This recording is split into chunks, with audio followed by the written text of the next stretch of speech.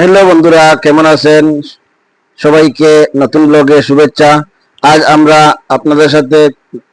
আপনাদের সামনে তুলে ধরব সিলেটের ঐতিহ্যবাহী সাগরদিঘির পার ওয়াকওয়ে। দেখুন আমার ভিডিও, উপভোগ করুন সিলেটের সৌন্দর্য। সিলেট শহরের মধ্যে অনেকগুলো ওয়াকওয়ে তৈরি হয়েছে। দৃষ্টিনন্দন ওয়াকওয়েগুলোর মধ্যে অন্যতম হচ্ছে সাগরদিঘির পার ওয়াকওয়ে। এটি সিলেট শহরের নামকরা বিদ্যাপীঠ ব্লুবার্ড স্কুল অ্যান্ড কলেজের পাশেই অবস্থিত। আর এই ওয়াকওয়েটি নির্মাণ করা হয়েছে সাবেক মেয়র আরিফুল হক চৌধুরীর আমলে।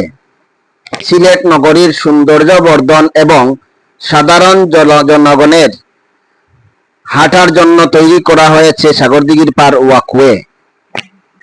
পাহাড়, টিলা, সবুজ চা বাগানে বেষ্টিত সিলেট নগরীতে রয়েছে বেশ কয়েকটি সড়া।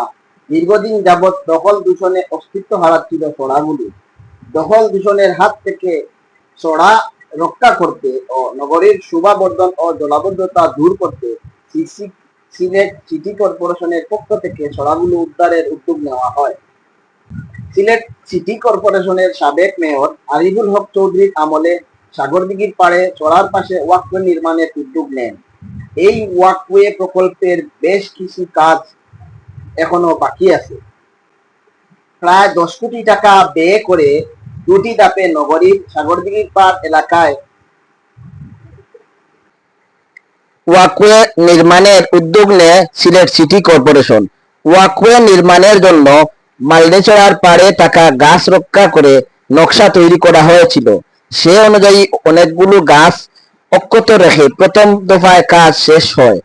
প্রথম ধাপের কাজ ওই এলাকার ব্লুবার্ড স্কুল অ্যান্ড কলেজের পাশ থেকে মণিপুরী সম্প্রদায়ের শ্মশান পর্যন্ত প্রায় 1500 ফুট দীর্ঘ ওয়াকওয়ে নির্মাণ করা হয়। এই অংশে সড়কের পাশে রয়েছে 23টি গাছ।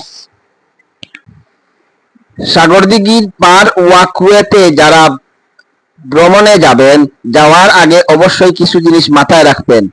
এখানে অনেক নির্দেশনা রয়েছে, যেমন কিশোর গ্যাং এবং উঠতি বয়সী ছেলেরা এখানে আড্ডা মারে। এই সুবাদে এখানে চুরি, ছিনতাই এবং নানা রকমের অপরাধ কর্মকাণ্ড হয়ে থাকে। সুতরাং আপনার পরিবার নিয়ে যাওয়ার আগে অবশ্যই ভেবেচিন্তে যাবেন। বিশেষ করে সন্ধ্যার পরে সেখানে অবস্থান না করাই ভালো। বাম পাশে যে শ্মশান ঘাট রয়েছে, অনুমতি ছাড়া সেখানে প্রবেশ করবেন না। এর অযথা ময়লা ফেলবেন না, পরিবেশ রক্ষার্থে এগিয়ে আসুন।